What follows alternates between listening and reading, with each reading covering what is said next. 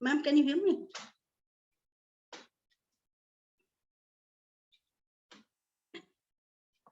Ma'am, I can't hear you. Wait a minute.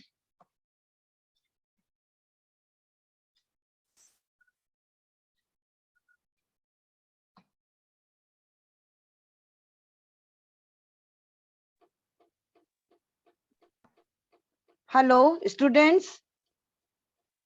Can you hear me, ma'am? Good afternoon, ma'am. Yes, I can hear you, Mukta ji. I can hear you.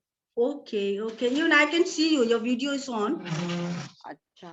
But I'm not able to see you, abhi. Wait a minute. हाँ. Can you see me now? Yeah. Hello. Hello, ma'am. Yes, I do remember it. Abhi to I was trying to locate you on your DP on that day, पर नहीं मुझे याद आ रहा था. The DP always, everybody puts a very pseudo picture na, on it. So you won't be able to recognize me. नहीं ऐसा नहीं था. नहीं अभी अब मुझे ये भी याद आ रहा है हम लोग मिले. अच्छा स्टूडेंट्स, आप लोग बेटा सब लोग अभी आए नहीं हो ना बच्चों? Saroj, who all are there? But students,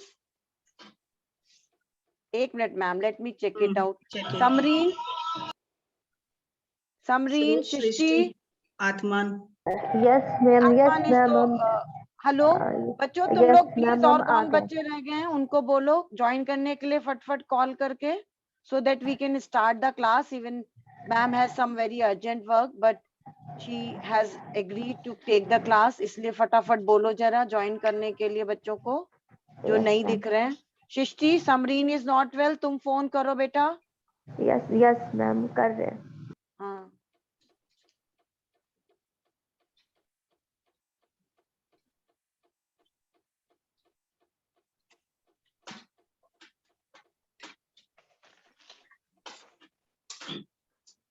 Just a minute, I'm coming, ma'am. Okay, sure, ma'am, sure.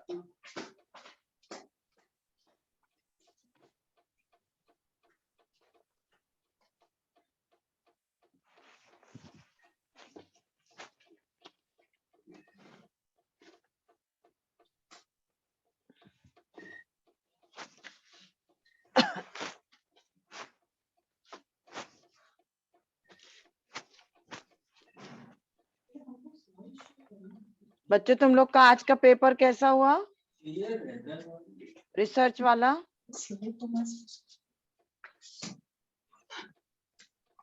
Students सब आ गए हो?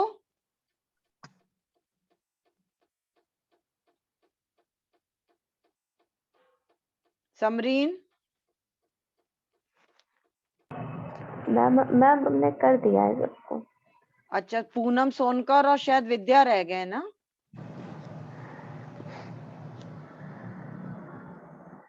ये दो ही दिख रहे हैं जो नहीं रह, बाकी तो लग रहा मैंने है. कॉल कर दिया है उनको, वो ज्वाइन करते होंगे. मैं अनम्यूट इसलिए नहीं कर रही थी मैम, मैं थोड़ा सा बाहर हूँ तो थोड़ा सा शोर आएगा ट्रैफिक का. ओके. पर तुमने कह दिया है ना, तो मैं शुरू करूं क्लास? यस मैम, मैंने बोल दिया है. चलें फिर हम लोग शुरू करते हैं. They will join. हाँ ठीक है. Okay ma'am. Hello Mukta ji. Hello Mukta ji, can you hear मी?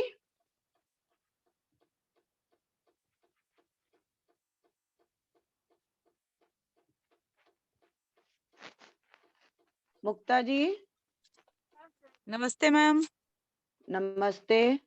कौन? पूनम की आवाज लग रही है तो मुझे. जी मैम, पूनम ही बोल रही हूँ. यूनिवर्सिटी के पास हूँ. हाँ वो तुम गए थे मुझे पता है. चलो ठीक है, फटाफट ज्वाइन कर लो बेटा. जी ma'am. Can you hear me? हाँ मुक्ता जी, मैं शुरू करूँ? हाँ. Okay then I am starting. हाँ ठीक है. ओके बच्चों, I am starting the introduction of Mukta ma'am who is today with us. It gives me immense pleasure. Hello कौन बोल रहा है? मुक्ता जी आप बोल रही हैं? नहीं. Hello ma'am. हाँ, मैं प्रतिमा वर्मा बोल रही हूँ. क्या बेटा बीच में क्यों बोल रहे हो? अपने आप को म्यूट करें. अब मैं शुरू कर रही हूँ क्लास. हाँ चलिए. It gives me immense pleasure to invite among us today Dr. Mukta Singh, Professor, Department of Home Science, Mahila Mahavidyalaya, Banaras Hindu University. While Dr. Singh's merit speaks for itself, she stands out to me also because she teaches at my alma mater, BHU. Ma'am, I feel so connected to you because of BHU. Dr. Mukta Singh completed her MSc in Food and Nutrition from GB Pantnagar Agriculture and Technological University. She was awarded her PhD in Pediatric Nutrition from BHU. With teaching experience of more than 18 years, she is a published author of more than 5 books in her field. She has presented more than 70 papers at various seminars and conferences, including at Bangkok and Hungary in the World Congress of Clinical Nutrition. Dr. Singh has almost 40 published papers to her name in journals of national and international repute. Her research area is diverse and multi-ranging. We can't wait to hear what Dr. Mukta Singh will share with us today. Ma'am, the stage is all yours now.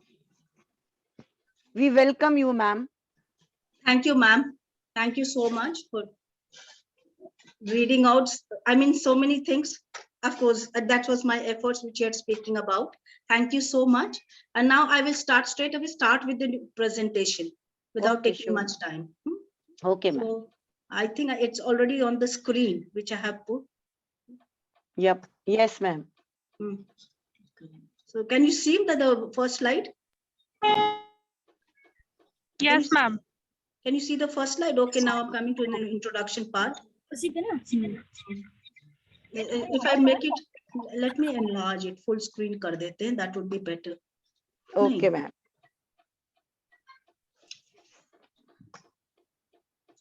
You can't.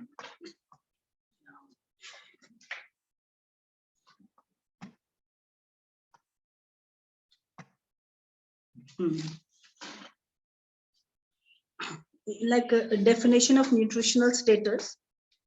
हाँ, हम आपको अभी बताएंगे कि how nutritional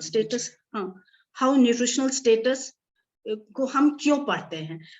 Here, girls, dear audience, I would first like to say that the presentation is in English, but I will speak in Hindi so that it's more convenient and easily understood. तो nutritional status जो है, हम इसलिए पढ़ते हैं.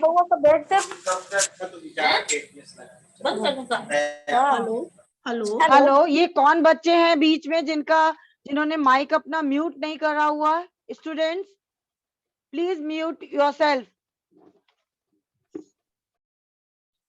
Ma'am, please you continue. Yes, हम nutritional status इसलिए पढ़ते हैं ना, क्योंकि हम कभी कभी देखते हैं कि माल न्यूट्रिशन के बारे में बहुत ज्यादा बात होती है. माल न्यूट्रिशन हम पढ़ते भी हैं न्यूट्रिशन फील्ड होने की वजह से. तो हम माल न्यूट्रिशन कैसे पढ़ेंगे, कैसे जानेंगे कि बच्चा माल नरिश्ड है? जब तक कि उसका हाइट ना लें या उसका वेट ना लें, एज के अनुसार उसका वेट कैसा है, हाइट कैसा है, उसकी ग्रोथ कैसी है. तो ये देखने के लिए हम उसका हाइट वेट लेंगे और फिर हम उसका फिर आगे सारे ग्रोथ चार्ट से और भी बॉडी मेजरमेंट्स लेकर के देखेंगे कि इसका ग्रोथ सही हो रहा है कि नहीं. इसका फिर डाइटरी असेसमेंट करेंगे कि इसका खान पान ठीक है कि नहीं, आहार. तो ये सब मिला करके हम क्या पढ़ रहे हैं? Nutritional status of that child. उस बच्चे का वो न्यूट्रिशनल स्टेटस पढ़ रहे हैं. तो न्यूट्रिशनल स्टेटस में तो हम ये देखना चाहते हैं कि किस तरह की परेशानी है, कितने लेवल तक, मैग्नीट्यूड क्या है उस परेशानी, उस प्रॉब्लम की. और दूसरा ये है कि वो जो माल न्यूट्रिशन हम पढ़ना चाह रहे हैं वो कहाँ तक, कितने लोगों में फैला हुआ है, मतलब कितने लोग इससे ग्रसित हैं, माल नरिश्ड बच्चे हैं. ये हम डिफरेंट जोग्राफिकल एरियाज में देखते हैं और ये पता करने की who all are at risk, कितने लोग इसके अंडर में मतलब रिस्क पर हैं. और भी क्या क्या कॉन्ट्रीब्यूटरी फैक्टर्स हैं, ये सब भी हम पढ़ते हैं. ये सब मिला करके हम न्यूट्रिशनल स्टेटस के अंडर पढ़ते हैं. अब न्यूट्रिशनल स्टेटस जो है हमारे बॉडी स्टेटस को बताता है, एक पर्सन के, इंडिविजुअल पर्सन के बारे में या एक ग्रुप के बारे में, या उसके नरिशमेंट के, उसका स्टेटस ऑफ नरिशमेंट कैसा है, किस तरह का वो न्यूट्रिएंट्स यूटिलाइज कर रहा, मतलब ले रहा है. और ये सब इंटर रिलेटेड है, बहुत कॉम्प्लेक्स इंटरेक्शन है और बहुत सारे फैक्टर्स हैं जिसके इंटरेक्ट करते हैं। उसमें से इंटरनल फैक्टर्स भी हैं, एक्सटर्नल फैक्टर्स भी हैं। हम एक एक फैक्टर्स के बारे में आपको बताएंगे। इंटरनल फैक्टर्स में age, sex, nutrition, behaviour, physical activity, diseases. और वहीं एक्सटर्नल फैक्टर्स में फूड सेफ्टी में हम ये देखते हैं कि कौन से वो हमारे क्या कहते हैं food standard safety standards authority of India FSSAI कितना क्या रोल है, किस तरह के सेफ्टी स्टैंडर्ड्स मेजर किए जाते हैं। Cultural and social economic factors भी देखते हैं। ये सारे फैक्टर्स मिलाकर के जब हम पढ़ते हैं तो एक्सटर्नल फैक्टर्स, और जब इंटरनल फैक्टर्स और एक्सटर्नल फैक्टर्स को मिला के पढ़ेंगे तो हम न्यूट्रिशनल स्टेटस देखते हैं। अब आइडियल न्यूट्रिशनल स्टेटस तो उसको मानेंगे जब एक हम न्यूट्रिशनल इनटेक हमारे रिक्वायरमेंट के अनुसार ठीक हो रहा है, बैलेंस्ड है एकदम, जिसको हम लोग अभी आप UG लेवल पे, PG लेवल पे भी पढ़े होंगे कि बैलेंस फूड होता है। तो बैलेंस फूड वो उसको कहते हैं बैलेंस डाइट, जिसमें कि सारे न्यूट्रिएंट्स उचित मात्रा में पाए जाते हों या प्रेजेंट हों। तो सारे न्यूट्रिएंट्स उचित मात्रा में, मतलब जितना परमिसिबल लिमिट्स में, ये नहीं हो कि ज्यादा ले रहे हैं न्यूट्रिएंट्स को या कम ले रहे हैं। तो वो न्यूट्रिशनल इनटेक जो बैलेंस्ड इनटेक है वो हमारे न्यूट्रिशनल रिक्वायरमेंट्स को फुलफिल कर रहा है, तो हम कहेंगे कि ये आइडियल न्यूट्रिशनल स्टेटस है। मतलब एकदम जो जैसा एक अच्छा न्यूट्रिशनल स्टेटस होना चाहिए उस तरह से है। इसका मतलब ये कि जो हमारे सप्लाई ऑफ न्यूट्रिएंट्स हैं वो हमारे न्यूट्रिशनल रिक्वायरमेंट्स या नीड्स को कंफर्म करते हों। ये तो हमारा जो है इसके बारे में ये आइडियल न्यूट्रिशनल स्टेटस का है। अब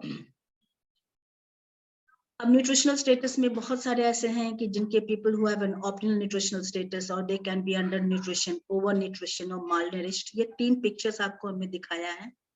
अंडर नरिश्ड वो बच्चे हैं जो अंडरवेट हैं या माल नरिश्ड हैं। हेल्दी बेबी को ऑप्टिमल न्यूट्रिशनल स्टेटस कहने का मतलब ये है कि उसका जो रिक्वायरमेंट्स है उसके इनटेक, जो उसका न्यूट्रिशनल रिक्वायरमेंट्स है उसके बराबर न्यूट्रिएंट इनटेक ले रहा है बच्चा। और ओवर न्यूट्रिशन में आप देख ही रहे ओबेसिटी। तो इससे हमको ये समझ में आता है कि अगर हम क्या खा रहे हैं और जो आहार ले रहे हैं उसी के अनुसार हमारा शरीर बनता है। अब हम पर्पस क्या है न्यूट्रिशनल असेसमेंट का? 3-4 पर्पस है, मतलब हम क्यों करते हैं न्यूट्रिशनल असेसमेंट या बॉडी, जिसको हम पोषण स्तर भी कहते हैं, हिंदी में पोषण स्तर पढ़ने के लिए कहा जाता है। तो न्यूट्रिशनल असेसमेंट ये हम अधिकतर, अब हम PhD में चाहे जो भी टॉपिक्स लें उसमें हमको, अगर न्यूट्रिशन फील्ड के हम होम साइंस में PhD न्यूट्रिशन में कर रहे हैं तो हमको न्यूट्रिशनल स्टेटस पढ़ने की जरूरत होती है। इसलिए होती है कि उस इंडिविजुअल को या पॉपुलेशन जो एट रिस्क है, कि रिस्क उनको है माल नरिश बनने का, मतलब होने का, तो उस रिस्क को आइडेंटिफाई करना। एक तो ये इसलिए पढ़ते हैं। दूसरा असेसमेंट इसलिए करते हैं nutritional assessment to identify individuals और population groups who are mall nourished.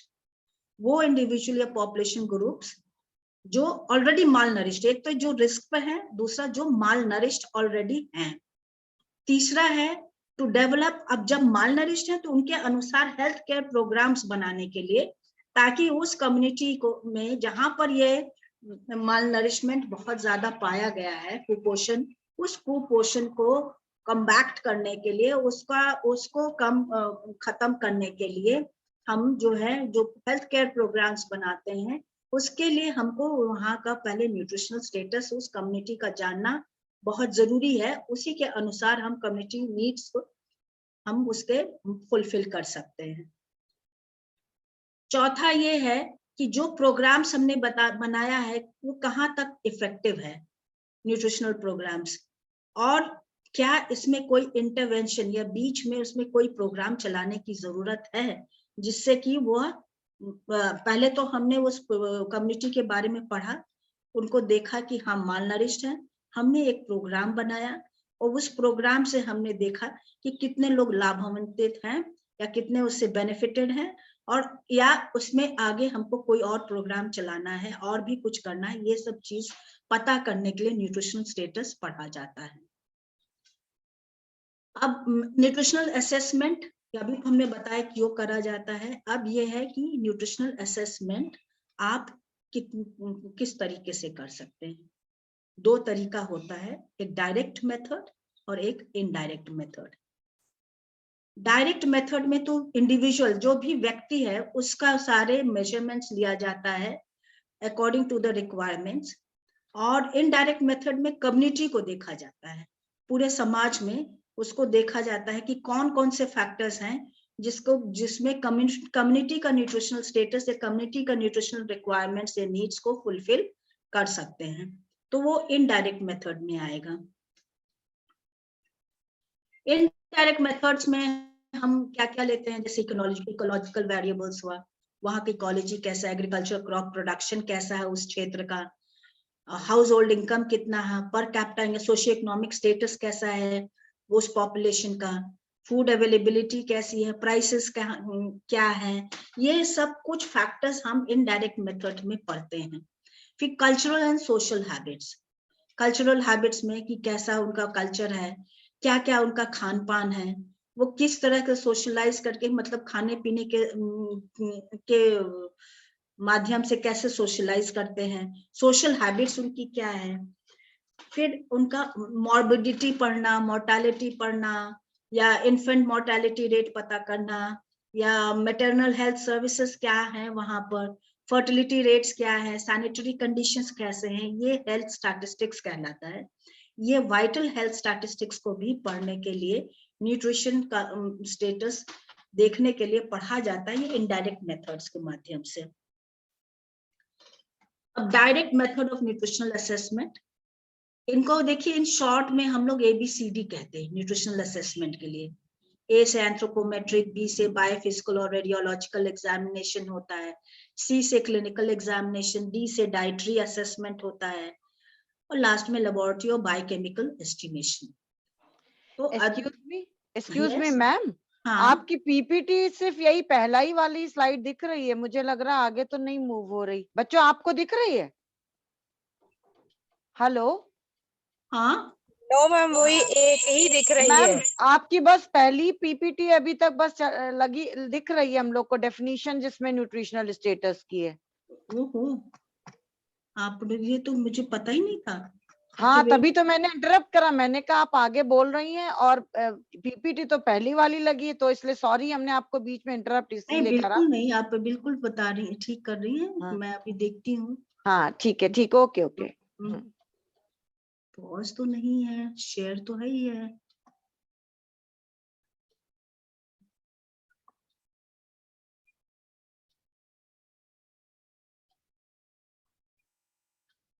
अब दिखा दूसरा?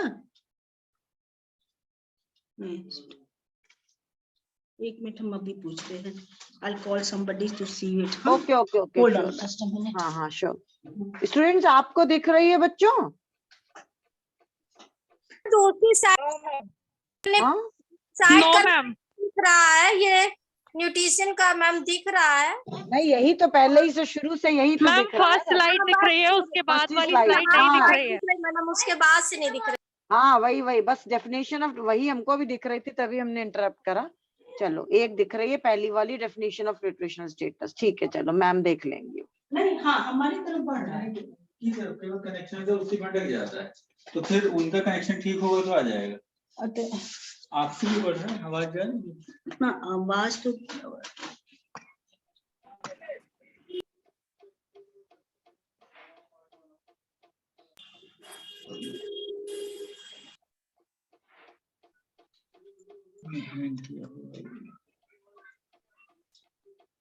पॉज शेयर में तो नहीं है कहीं? स्टॉप शेयर पे नहीं नहीं, अभी तो शेयर कर रहे हैं ना। नहीं नहीं शेयर तो हो रही है मैम, तभी पहली स्लाइड भी इसीलिए है।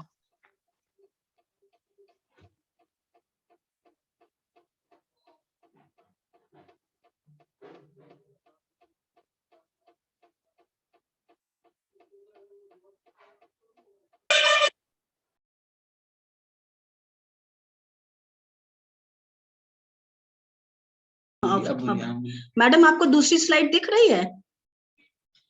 नहीं मैम, अभी मुझको तो एक ही दिख रही है, फर्स्ट वाली, डेफिनेशन ऑफ न्यूट्रिशनल स्टेटस।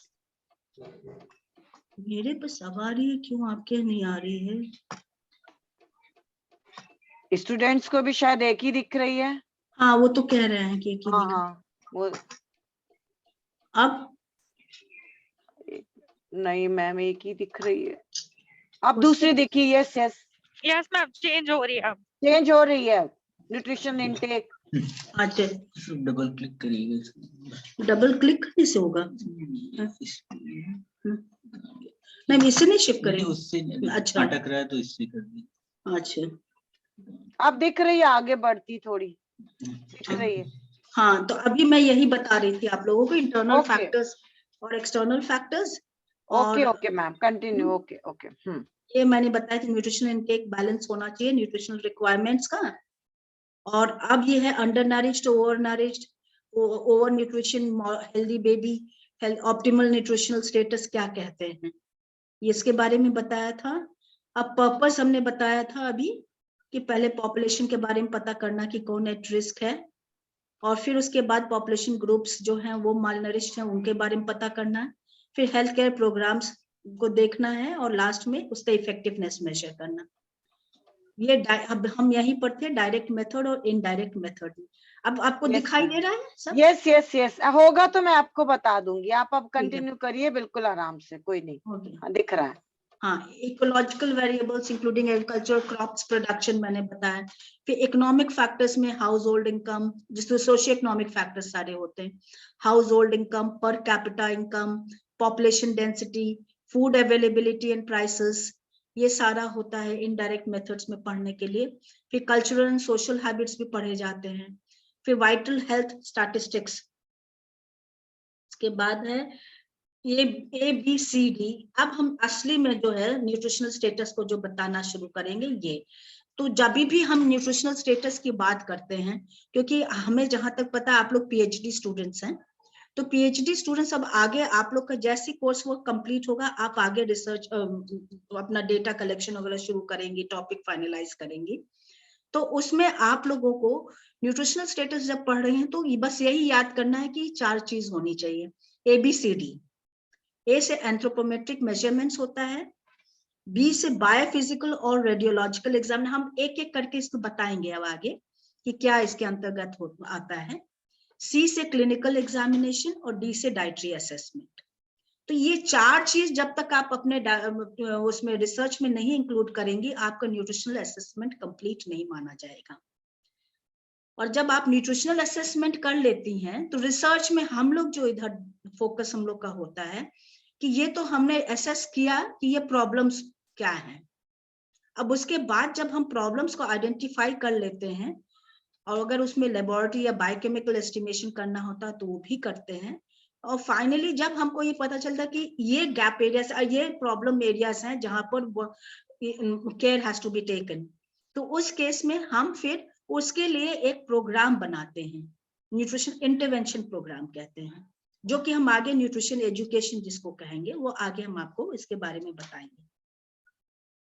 अब एंथ्रोपोमेट्रिक मेथड्स, एंथ्रोपोमेट्री वर्ड का मतलब ये होता है कि जो बॉडी का हम हाइट, वेट, प्रोपोर्शंस वगैरह मेजर करते हैं, जैसे कि उसका हेड सर्कमफ्रेंस या चेस्ट सर्कमफ्रेंस या सब स्कैपुलर, जो भी मेजरमेंट्स बॉडी के हम लेते हैं उसको हम क्या कहते हैं, एंथ्रोपोमेट्री कहते हैं।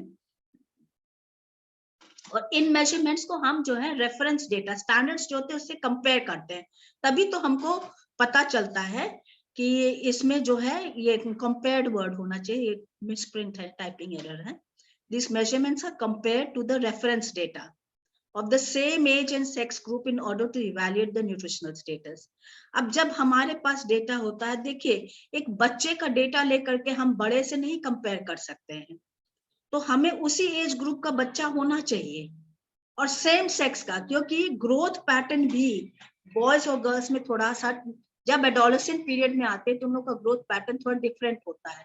अब एडोलेसेंट पीरियड में अगर हम लड़कों का पढ़ रहे हैं तो उनको हम एडोलेसेंट गर्ल्स से नहीं कंपेयर कर सकते हैं, तो सेम सेक्स ग्रुप का होना चाहिए। और एज भी सेम होना चाहिए। तो अगर जब तक एक पैरिटी नहीं ड्रॉ करेंगे या एक समांतर नहीं होगा, तब तक आप कंपेयर कोई चीज को नहीं कर सकते हैं। तो एंथ्रोपोमेट्रिक मेजरमेंट्स जब आप लेंगे तब इसको एक स्टैंडर्ड डेटा दिया गया है, NCHS डेटा है, WHO डेटा है, बहुत सारे ऐसे मतलब वो रेफरेंस स्टैंडर्ड्स दिए गए, उन स्टैंडर्ड से कंपेयर करना है। लेकिन हम आपको एक चीज और अलग चीज बता रहे हैं कि आप कंपेयर करिए तो इंडियन स्टैंडर्ड से कंपेयर करिए, क्योंकि अभी तक हमारे अधिकतर जो स्टैंडर्ड्स हैं मेजरमेंट्स के वो सब बाहर के स्टैंडर्ड्स हैं। लेकिन अब जो है IAP, Indian academy of paediatrics जो है, या ICMR, इन्होंने अब कुछ स्टैंडर्ड्स बना के रखा हुआ है, इंडियन स्टैंडर्ड्स दिया है।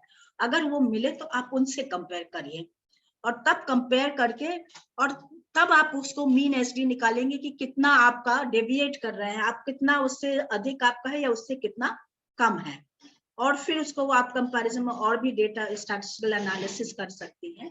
तभी आपको पता चलेगा कि एंथ्रोपोमेट्रिक मेजरमेंट से लेने से या बॉडी ये जो हमारा ऑब्जेक्टिव है to assess the nutritional status of that community, वो तभी फुलफिल होता है।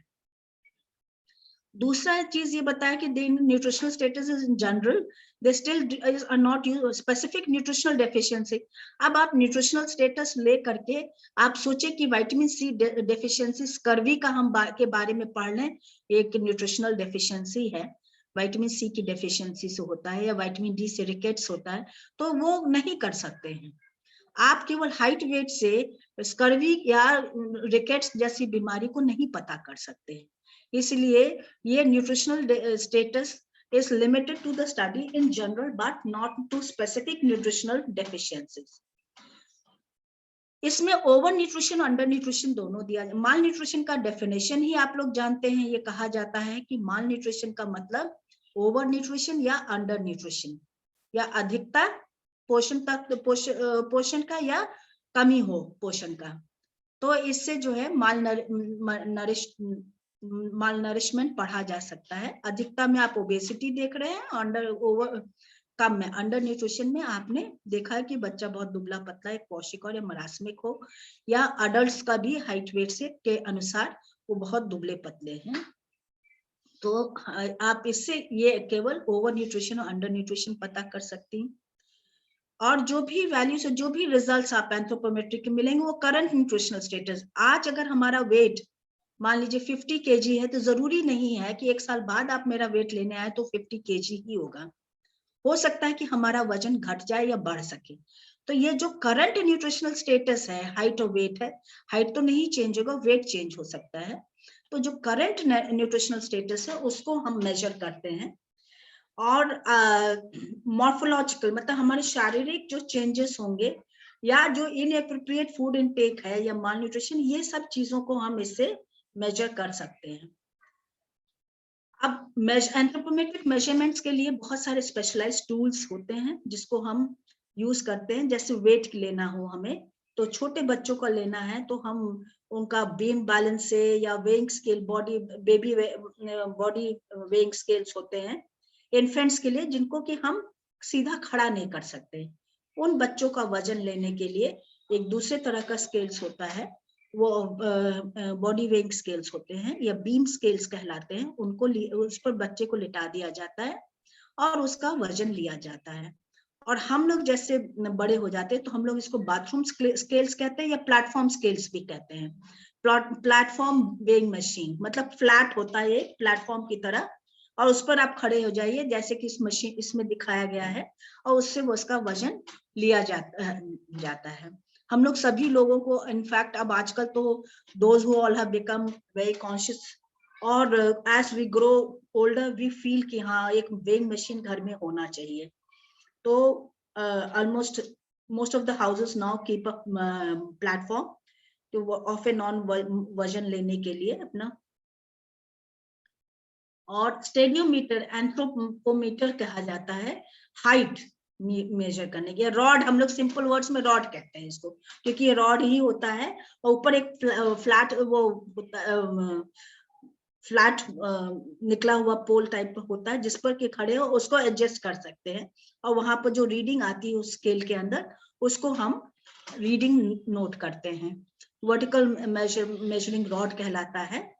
और इसमें क्या कहते हैं, जूता पहन के नहीं लिया जाता है, जूता उतार देते हैं। फ्लैट सर एकदम रॉड से सटा हुआ होना चाहिए, एकदम सीधा खड़ा हो, और कोई भी जो है टेढ़ा मेढ़ा या बहुत ज्यादा आपका क्या कहते हैं इस तरह का मेजरमेंट्स लेना है कि जिसमें कि सीधा कोई खड़ा नहीं हो पा रहा है, तो उसके लिए थोड़ा दिक्कत हो जाती है। हालांकि that person may not be normal, वो नेचुरली वो सर्जिकल उसमें आता है, क्या कहते हैं मेडिकल केसेस में, तो उन केसेस के लिए जिनका इस प्रॉब्लम है उनको ऐसे नहीं लेते हैं।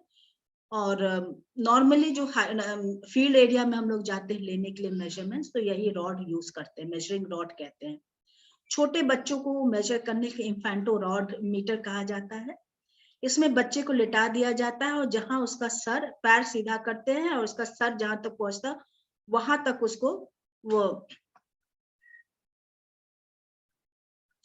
उसको वहां पर रीडिंग्स लिया जाता है उसी अनुसार।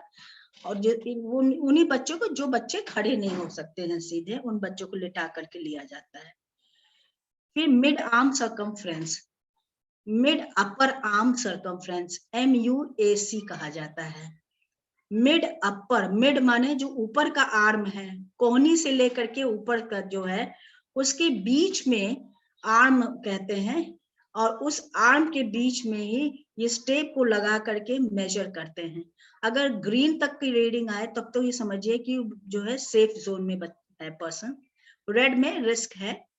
तो ये mid arm upper arm circumference measure किया जाता है जो भी पर्सन जिनका आप एंथ्रोपोमेट्रिक मेजरमेंट्स ले रही हैं। हेड सर्कमफ्रेंस और चेस्ट सर्कमफ्रेंस का डायग्राम के अनुसार आप देख सकते हैं कैसे हेड सर्कमफ्रेंस लिया जाता है। मेजरिंग टेप से लेते हैं ये, और इसमें ये करा जाता है ये देखने के लिए कि ग्रोथ बच्चे का या हेड सर्कमफ्रेंस कैसा चल रहा है, और चेस्ट मेजरमेंट भी इसीलिए बच्चे की ग्रोथ के लिए दिया जाता है। फिर स्किन फोल्ड थिकनेस SFT कहा जाता है। अगर SFT ये एक कैलिपर होता है, ये स्किन फोल्ड कैलिपर कहा जाता है। ये हार्पेंडेंस पहले बहुत ज्यादा कॉमन था, हार्पेंडेंस कैलिपर, कई तरह के कैलिपर्स मार्केट में आ रहे हैं। वो केवल सब क्यूटेनियस फैट को मेजर करने के लिए, फैट थिकनेस। अगर 10 mm रीडिंग, अगर इसमें 10 mm से कम आ रहा है, मोर हेल्दी चिल्ड्रन के लिए 10 mm 1 to 6 years के लिए, तो ज्यादा भी हो तो नहीं। Less than 6 is indicative of moderate to severe degree of malnutrition। इसका मतलब कि अगर थिकनेस उसका 6 mm से कम है तो इसका मतलब वो बहुत ही कमजोर बच्चा है, मालनरिश बच्चा है। अब एंथ्रोपोमेट्रिक मेजरमेंट्स के लिए ये दिया गया है, अगर हम एक छोटे बच्चे का ले रहे हैं न्यू बॉर्न्स का, तो उसका वेट लेना चाहिए। ये दिया गया है, इन्होंने विश्वेश्वरैया राव 1999 में इन्होंने ये मेजरमेंट्स ये बुक से लिया है हमने।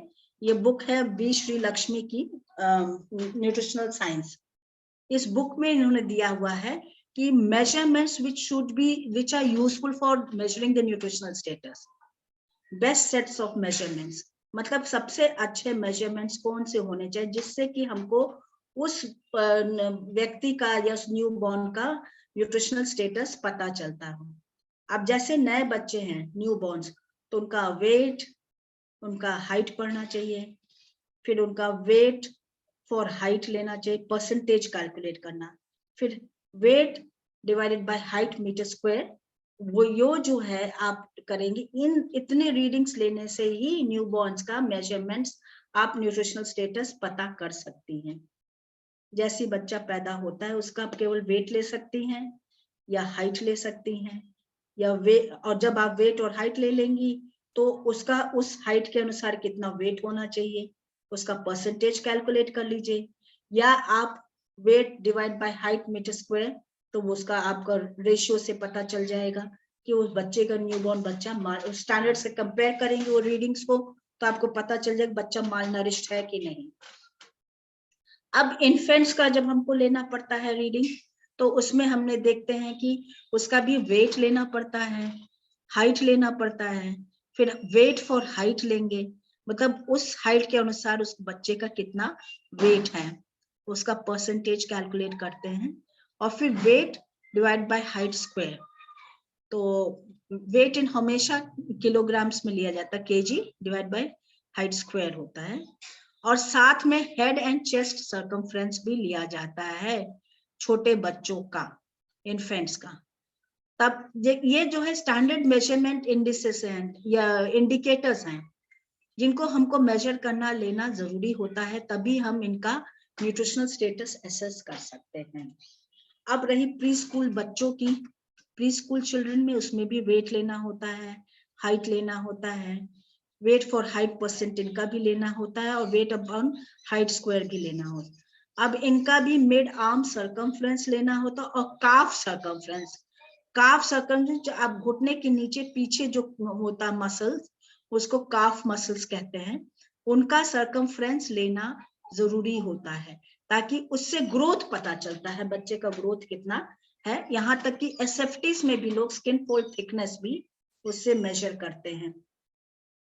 अब स्कूल एज चिल्ड्रन में जो है एडोलेसेंट्स हुए,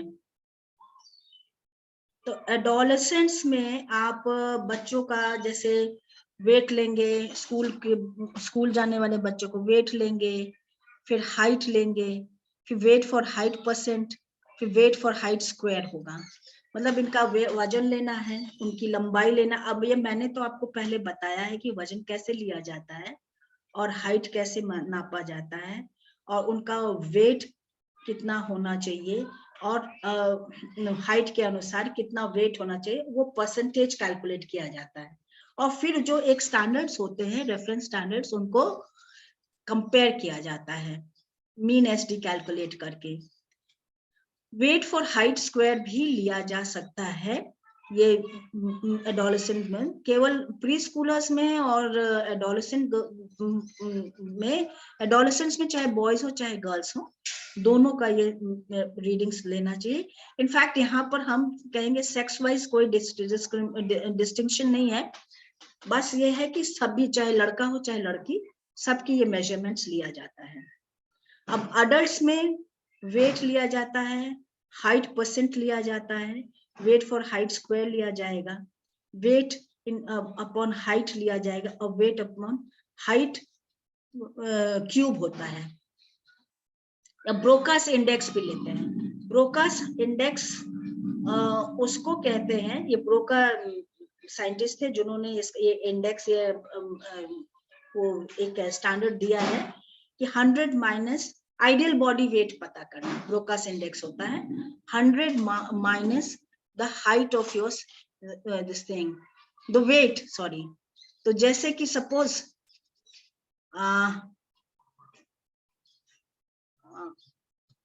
no sorry 100 minus your height, तो हम मान लीजिए 164 सेंटीमीटर्स हैं, और हमारा जो है 164 में से माइनस करेंगे 100, तो हमारा 64, that should be my weight, और उससे हम ज्यादा है तो इसका मतलब कि हमारा वेट ज्यादा है। ये Broca's index, ideal body weight पता करने के लिए ब्रोकास इंडेक्स यूज किया जाता है। तो ये सब मेजरमेंट्स देखते हैं हम, जब पता करने न्यूट्रिशनल स्टेटस एसेस करने के लिए सारे मेजरमेंट्स लिए जाते हैं। अब देखिए एंथ्रोपोमेट्रिक एडवांटेजेस क्या है, कि यह जो है स्पेसिफिक होता है, हाई स्पेसिफिसिटी, मतलब ये जो है बहुत ही स्पेसिफिक होता है। सेंसिटिविटी मेजर्स हैं, जैसे कि न्यूट्रिशनल सिग्निफिकेंस का हाइट हुआ, वेट हुआ, इससे हमको पता चलता है कि हाँ ये इस बच्चे में क्या न्यूट्रिशनल कोई कमी, या उसका ग्रोथ ठीक से नहीं हो रहा है, या वह डेफिशिएंट प्रॉब्लम, या कोई मालनरिश बच्चा है। तो बड़ा इसमें सेंसिटिव मेजरमेंट्स होते हैं इसको, जिसका एक बहुत ही न्यूट्रिशनल सिग्निफिकेंस है। हाइट हुआ, वेट हुआ, MUAC हुआ, हेड हुआ, चेस्ट सर्कमफ्रेंस हुआ, skin fold thickness, waist and hip ratio हुआ, body mass index. Body adults का जब हम कैलकुलेट करते हैं कोई भी उसमें ये देखते हैं, इनका कैटेगरीज दिया है बॉडी मास इंडेक्स के, क्लासिफिकेशन दिया है, जो लेस देन 18 वो है सेंटीमीटर्स में है उनका बॉडी मास, तो वो बॉडी मास इंडेक्स कैलकुलेट कैसे होता है? इनका होता है कि height upon weight upon height in metre square, weight in kgs upon height in metre square.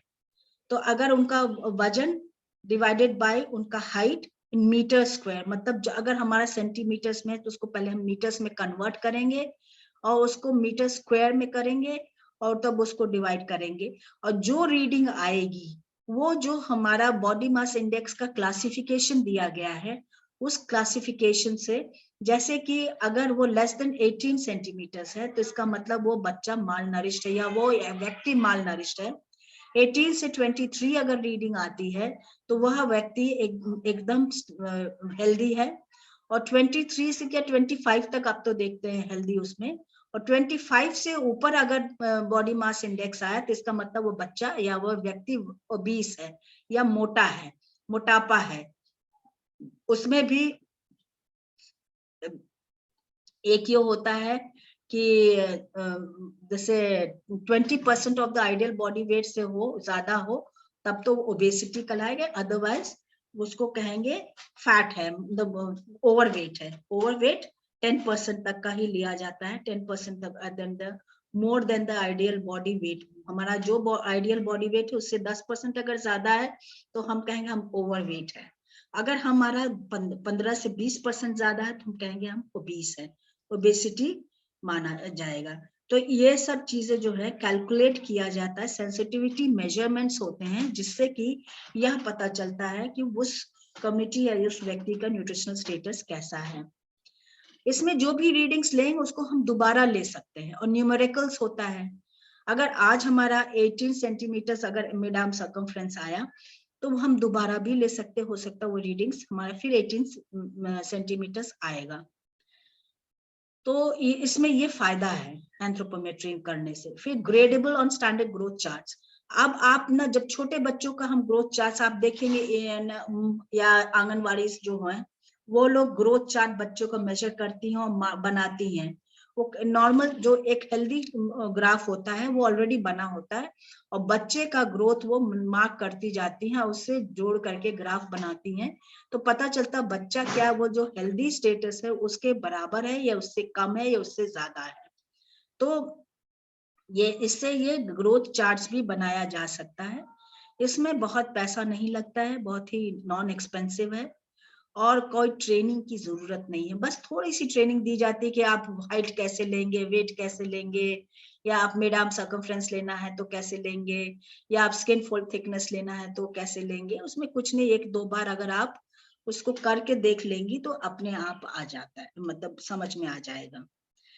और तीसरी चीज ये है कि जब आप कर रहे हैं तो रीडिंग्स को वैसे भी हम लोग से कहा गया, बताया जाता है कि अगर हमको ये देखना है कि हमारा क्या कहते हैं ये रीडिंग, तो 3 मिनिमम रीडिंग्स लिए जाते हैं, उसका एवरेज लेकर के उसको फाइनल रीडिंग माना जाता है। तो कोई भी हम रीडिंग ले रहे हैं, मान लीजिए हेड सर्कमफ्रेंस, तो 3 रीडिंग्स लेंगे। कभी नापने में हो सकता है थोड़ा एरर हो सकता है, तो एरर को मिनिमाइज करने के लिए, कम करने के लिए, उस एरर को कम करने के लिए हम 3 रीडिंग्स लेते हैं और तीनों को डिवाइड करके एक एवरेज रीडिंग निकलता है। उस एवरेज रीडिंग को हम मान के चलते हैं कि वही फाइनल रीडिंग है हमारी। ये तो हमारे एडवांटेजेस हुए एंथ्रोपोमेट्री के। अब लिमिटेशंस। लिमिटेशंस में inter observer errors in measurement. इसका मतलब ये हुआ कि हम जिसका मेजरमेंट ले रहे हैं या दूसरा व्यक्ति भी वही मेजरमेंट ले रहा है, तो वो जब मिड आर्म सर्कमफ्रेंस नापने गया मेजरिंग टेप से, वो कहा कि नहीं 18.5 सेंटीमीटर्स है। दूसरा गया, उसने बोला नहीं 18.8 सेंटीमीटर्स है। तो ये पॉइंट्स का एरर्स हो सकता है।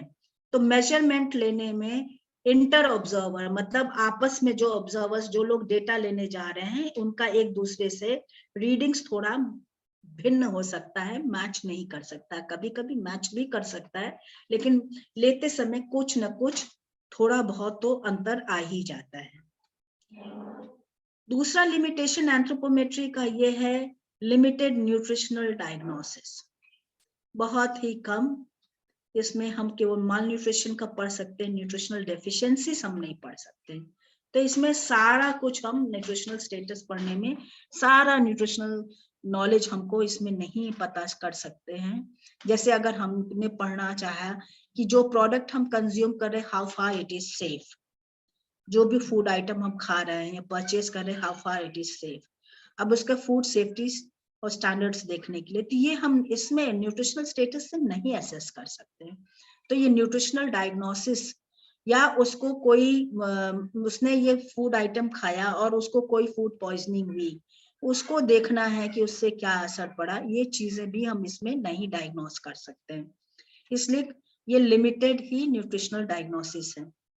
तीसरी, problems with reference standards, local versus international standards. ये मैंने पहले भी बताया है, हम लोग रिसर्च करते हैं, ये बहुत बड़ी समस्या है। रेफरेंस स्टैंडर्ड्स, रेफरेंस स्टैंडर्ड्स वो स्टैंडर्ड्स होते हैं जिनसे हम कंपेयर करते हैं। हम डेटा, हमारे स्टूडेंट्स बहुत मेहनत से जाके फील्ड में डेटा कलेक्ट करके आते हैं, और ये सब आप भी जानते हैं, हम भी जानते हैं कि जो विदेशी डेटा है वो स्टैंडर्ड्स जो है वो उनके हर चीज बहुत अलग है, उनका एनवायरनमेंट अलग होता है, उनका फूड हैबिट्स एकदम अलग है, वो क्या खाते हैं, कैसा खा रहे हैं, उनका हाइट वेट अलग है। अब उनके हाइट वेट का आप देखिए, जितने अमेरिकन हैं, जितने वो हैं ब्रिटिशर्स हैं, या वो लोग जो हैं, वो लोग बहुत लंबे होते हैं, उनका स्टैंडर्ड्स या मापदंड तो एकदम अलग होगा। अब उनके अनुसार अगर हम कंपेयर करेंगे तो पता चलेगा कि कोई भी हमारा कोई भी व्यक्ति उनके स्टैंडर्ड्स में आएगा ही नहीं। उनके अनुसार तो हमारे सारे लोग जो है बहुत छोटे कहलाएंगे, बहुत ही माल नरिष्ठ कहलाएंगे। और ये एक बहुत बड़ी समस्या है, जो कि हमारे इंटरनेशनल फोरम पे भी इस चीज की काफी चर्चा हुई है कि आप हमारे सबके अपने नेशनल स्टैंडर्ड्स से ही काम होना चाहिए। We can not compare with international standards. तो इसीलिए जो लोकल स्टैंडर्ड्स हमारे हर मेजरमेंट के नहीं मिलते हैं, इंटरनेशनल स्टैंडर्ड्स मिलेंगे। जैसे कि आपकी स्किन फोल्ड थिकनेस के हैं, उसके जो है जितने मेजरमेंट्स हैं वो हमको लोकल क्या कहते हैं स्टैंडर्ड नहीं मिल रहा है, इंटरनेशनल स्टैंडर्ड्स नहीं मिल रहे हैं, सभी इंटरनेशनल स्टैंडर्ड्स हैं। तो we can not compare it. But हाँ, ये जरूर है कि कुछ ऐसे हमारे आईसीएमआर ने स्टैंडर्ड्स दिए, या national institute of nutrition NIN ने भी कुछ स्टैंडर्ड्स डिवाइस किए हैं, तो वो स्टैंडर्ड्स हम लोग अब यूज करके उसको देखते हैं, उससे कंपेयर करते हैं। आर्बिट्ररी स्टैटिस्टिकल कट ऑफ्स हैं और एबनॉर्मल वैल्यूज, जैसे कि इन्होंने अपने आप ही कह दिया कि less than 18 are malnourished, cut off value दे दिया इन्होंने BMI का, बॉडी मास इंडेक्स का, उनका लेस देन 18 आर क्या कहते हैं आर माल नरिश्ड। 18 से कोई कह रहा 23, कोई कह रहा 25। अब ये 23 और 25 का ये जो वो है वो हम लोग के ऊपर छोड़ दिया जाता है कि हम जो डेटा कलेक्ट कर रहे हैं इनको कंपेयर करने के लिए कि आप 25 तक मान रहे हैं कि आप 23 तक ही मान रहे हैं, क्योंकि जो स्टैटिस्टिकल कट ऑफ BMI का दिया गया है वो 23 ही दिया गया है।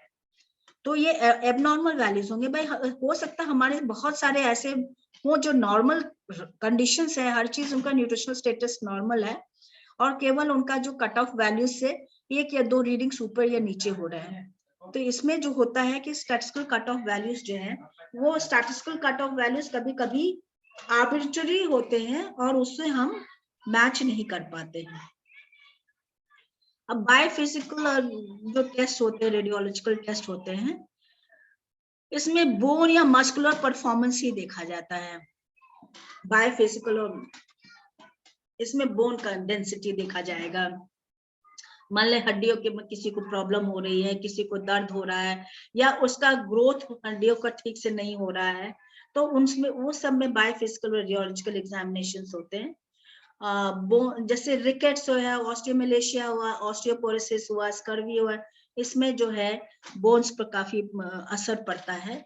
इस केस में बायोफिजिकल एग्जामिनेशन लिया जाता है, इसीलिए इसको जो है हम लोग जो न्यूट्रिशनल डिजीजेस में तो नहीं पढ़ पाते, रिकेट्स हुआ, ऑस्टियोमेलेशिया हुआ, ऑस्टियोपोरोसिस हुआ, स्कर्वी हुआ, इन सब में तो हम लोग नहीं पढ़ पाते हैं, लेकिन अगर ये बोन्स में के जो चेंजेस होते हैं, लेकिन मान लीजिए बोन ग्रोथ ही कहीं कम है या किसी बच्चे की ग्रोथ नहीं ठीक से हो रही है, तो वो पढ़ा जा सकता बायोफिजिकल रेडियोलॉजिकल एग्जामिनेशन से कि क्या प्रॉब्लम है, कहीं कोई बोन्स में या मसल्स में तो प्रॉब्लम नहीं है।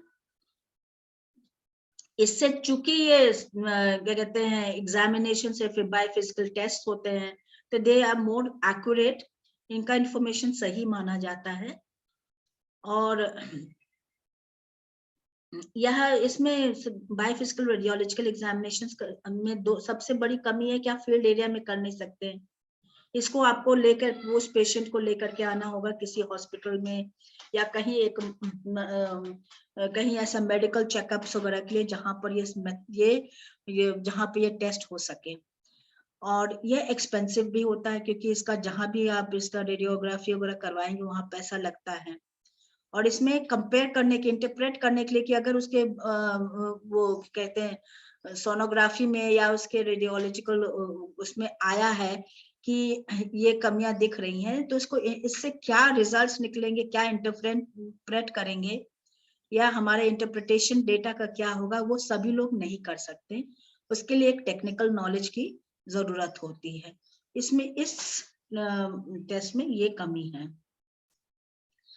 अब हम कहते हैं सी पर आ गए हैं, वो बी हुआ बायोफिजिकल एग्जामिनेशन। सी एंथ्रोपोमेट्री पहला था, दूसरा बी में बायोफिजिकल था, सी में क्लिनिकल एग्जामिनेशन। ये एक सभी न्यूट्रिशनल सर्विस के बहुत ही अहम फीचर माना जाता है। यह सबसे सिंपल और प्रैक्टिकल मेथड है किसी भी न्यूट्रिशनल स्टेटस को पढ़ने के लिए, चाहे वो एक इंडिविजुअल का हो चाहे वो ग्रुप का हो। और इसमें बहुत सारे फिजिकल साइंस होते हैं, वो देखना पड़ता है। जैसे कि हम लोग ना क्वाशिकॉर्ड देखते हैं, मून फेस बच्चा होता है, और जब उसको मरास्मिक पेशेंट को देखते हैं तो उसका ये स्किन एकदम से लूज होता है। तो जो विटामिन और माइक्रो न्यूट्रिएंट्स की डेफिशिएंसी होती है, जैसे कि बाल उसके बहुत ही स्पार्स हुए, बहुत कम बाल है और बाल जैसी पकड़ो तो टूट जा रहा है, ब्रिटल है, ये प्रोटीन का या बायोटीन का ये सब की डेफिशिएंसी की वजह से होता है। नाइट ब्लाइंडनेस भी हो सकता है जिसके विटामिन ए डेफिशिएंसीज होते हैं। ये फिजिकल साइंस है जिसको उनके साइंस और सिम्टम्स जो आप अपने आंख से देख करके समझ सकते हैं कि उसका स्किन का टेक्सचर कैसा है, उसका आंख का कैसा है, चमक है कि नहीं, उसके नाखून कैसे हैं, कहीं ऐसा नहीं है कि डेंट पड़ा हुआ जिसमें कि एनीमिक है कि नहीं पेशेंट। ये जो फिजिकल एग्जामिनेशन है वो सब चीजें आप इसमें कोई चीज की जरूरत नहीं होती है, बस आप अपने आप एक बार देख करके उस पेशेंट को या उस पर्सन को आपको समझ में आ जाएगा, कहीं उसका स्किन पेल तो नहीं है, पीलापन तो नहीं है चेहरे पर, ये सब आप देख करके ही समझ जाएंगे। तो आप कहेंगे अरे इसके चेहरे पे पीलापन है, फिर आप आंख देखती हैं, आंख की पुतली तो थोड़ा सा कहेंगे आंख को नीचे का वो लाश नीचे गिरा खींच करके देखती हैं कि कहीं ऐसा नहीं कि उसका सूखापन हो। अगर आपने कभी एनीमिक पेशेंट को देखा हो, कोई एनीमिक पेशेंट हो जो एक्यूट एनीमिया में हो, तो आप देखिए जो साइंस और सिम्टम्स आपने किताब में पढ़ा होगा वो सब उसके ऊपर दिखाई देगा। आप देखेंगे कि उसके आंख में वो चमक ही नहीं है, उसके नाखून में गड्ढे पड़े होंगे, उसका चेहरा एकदम पीला पड़ा हुआ होगा। ये सब क्या कहते हैं एनीमिक पेशेंट का ये लक्षण है। तो ये सारे लक्षण आप जो फिजिकल साइंस हैं, जो लक्षण है, ये सारा आप जो है देख सकती हैं अपने आप, और वो माल न्यूट्रिशन उसी से आप एसोसिएट कर सकती हैं कि ये पर्सन डेफिशिएंट है न्यूट्रिएंट्स में, माल नरिश्ड है कि नहीं है। तो इसका एडवांटेज क्लिनिकल एग्जामिनेशन का ये है कि बहुत आसान होता है, उसमें कोई जरूरत नहीं होता, कोई पैसे का खर्च नहीं है, कोई उसके करने से किसी को कोई नुकसान नहीं होता, नॉन इन्वेसिव होता है। लिमिटेशंस इसमें है कि जब तक पेशेंट कभी एडवांस स्टेज में नहीं पहुंचता उस बीमारी को लेकर, तब तक इसको हम आइडेंटिफाई डायग्नोस नहीं कर सकते हैं, डिटेक्ट नहीं कर पाते हैं। जैसे कि जब पेशेंट बहुत एनीमिक होगा तभी हमको समझ में आएगा कि अच्छा इसका आंख में पीलापन पड़ रहा है, इसका शरीर में पीलापन हो रहा है, या उसके ये सब चीजें हम जब काफी उससे कर लेंगे, क्या कहते हैं, जब वो केस काफी एडवांस हो जाता तभी ये प्रॉब्लम्स दिखाई देते हैं। अब हम बी पार्ट पे आ गए हैं, डाइटरी असेसमेंट। हमने आपको शुरू में बताया था ना कि न्यूट्रिशनल स्टेटस असेस करना ABCD। ए से एंथ्रोपोमेट्री के बारे में सारा बता दिया, बी के बायोफिजिकल एग्जामिनेशन के बारे में बताया, सी क्लिनिकल एग्जामिनेशन के बारे में बताया। अब डी आ गए हम डाइटरी असेसमेंट। डाइटरी मतलब उनका आहार विहार पढ़ना या उनका पूरा आहार दिन भर का देखना, कैसा किस तरह का उनका खान पान है। डाइटरी असेसमेंट 3 लेवल पे होता है। अगर आप रीजन के लेवल पे पूरे क्षेत्र में करना है, उस देश का पढ़ना है, तो फूड बैलेंस शीट के माध्यम से पढ़ा जाता है।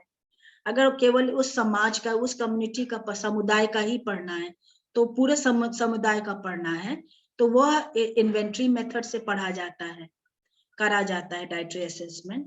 और अगर एक व्यक्ति का करना है, जैसे आपने देखा कि आप चाहते हैं कि जितने ओबेस पर्सन हैं वो लोग का खान पान देखना है, तो वे हर इंडिविजुअल को जा करके उनका वजन लेंगे, उनसे आप क्वेश्चनर भरवाएंगे, ये सब करेंगी। तो आपको इंडिविजुअल लेवल पर जब करेंगी तो उसमें कई मेथड्स दिए गए हैं। आप चाहे वेमेन मेथड से डाइटरी सर्वे करिए, चाहे उनका एक्सपेंडिचर पैटर्न मेथड से करिए, चाहे आप उनका डाइट हिस्ट्री पूछिए, चाहे आप क्वेश्चनर 24 आवर रिकॉल मेथड से करिए, चाहे आप डाइटरी स्कोर पढ़ लीजिए, चाहे रिकॉर्डिंग मेथड कर लीजिए, या फूड फ्रीक्वेंसी क्वेश्चनर से के माध्यम से उनका डाइटरी सर्वे कर सकती हैं। अब ये चाहे एक ही मेथड लेकर के आप पढ़ सकती हैं, या 2-3 मेथड्स को मिला करके भी डाइटरी सर्वे कर सकती हैं। ये डिपेंड करता है कि आप कौन सा मेथड चूज कर रहे हैं, ये आपके टॉपिक के ऊपर, आप किस तरह का रिसर्च कर रही हैं उसके ऊपर ये डिपेंड करता है कि आप कौन सा टॉपिक चूज कर रही हैं। अगर उसमें क्या 24 आवर रिकॉल मेथड चाहिए, या उसमें वेमेन मेथड से ही पता चल जाएगा जो आप पता करना चाह रही हैं, डाइटरी स्कोर से या रिकॉर्डिंग मेथड से। हम अब इन मेथड्स को एक एक करके एक बार में आपको इसके बारे में हम बताएंगे। अब जैसे वेमेन, अब फूड बैलेंस शीट मेथड है, इसमें ये देखा जाता है कि इंफॉर्मेशन जो है, कंजम्पशन कितना, कैसे खा रहे फूड को, मैक्रो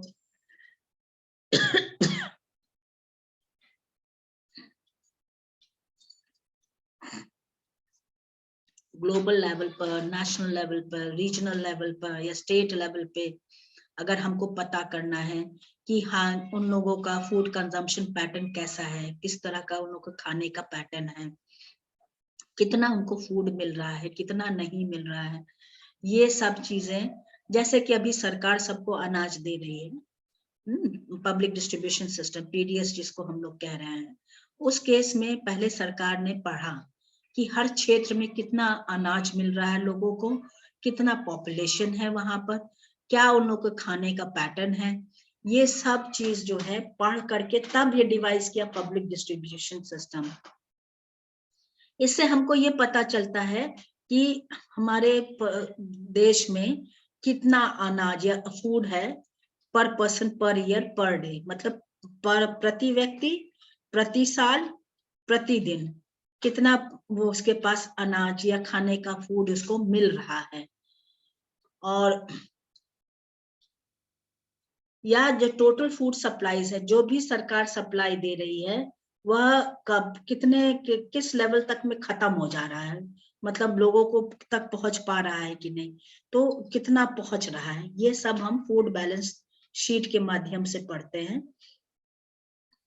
ये मतलब कि डिफरेंट सोर्सेस, क्या कहाँ से उसको फूड मिल रहा है और कितना खर्च है उस फूड में, तो इसको हम per capita availability per day, मतलब पर कैपिटा मतलब एक व्यक्ति का कितना वो प्रतिदिन gram food consume by the population divided by mid year population into 365 days, मतलब एक साल।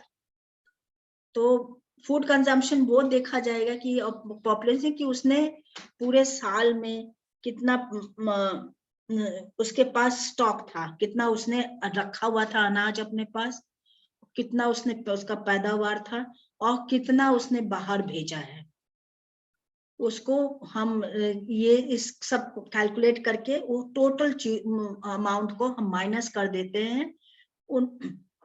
जब एंड ऑफ द ईयर में एक्सपोर्ट का, सीड्स का, सबका पैसा वैसा सब हम कैलकुलेट कर लेते हैं, या वो सब जो भी फूड है कैलकुलेट करके तब उसको माइनस करते, तो हमको फूड कंज्यूम्ड पता चल जाता है पॉपुलेशन का। उसको हम मिड ईयर पॉपुलेशन डिवाइड करके मल्टीप्लाई कर देते हैं 365 डेज से। तो ये हमको per capita availability per day calculate करते फूड बैलेंस शीट के माध्यम से। और इससे हमको जो है consumption of food pattern at the macro level, मतलब लार्ज स्केल पर, ग्लोबल या नेशनल या रीजनल लेवल पर पता चलता है। फिर इन्वेंट्री मेथड है या इंस्टीट्यूशनल लेवल, जैसे कि अब हमको पूरा इस BHU में, बनारस हिंदू यूनिवर्सिटी में देखना है कि क्या कहते हैं यहाँ पर कैसे फूड कंज्यूम किया जा रहा है, कितना मिल रहा है हॉस्टल्स में, मेस में, जेल में, आर्मी बैरक्स में, या क्या कहते हैं बैरक्स जिसको कहते हैं, या ऑर्फनेजेस में, विधवा आश्रम जहाँ हो, या जहाँ पर वो हो अनाथालय हो, इन सब जगह पर कैसे क्या कहते हैं फूड का कैसे कैलकुलेट किया जाता है कि इनका रिक्वायरमेंट कैसा होगा। तो इसके लिए जो actual amount of food stuffs हैं वो इशू किया जाता है इंचार्ज को, इंस्टीट्यूट का, जिसको कि वो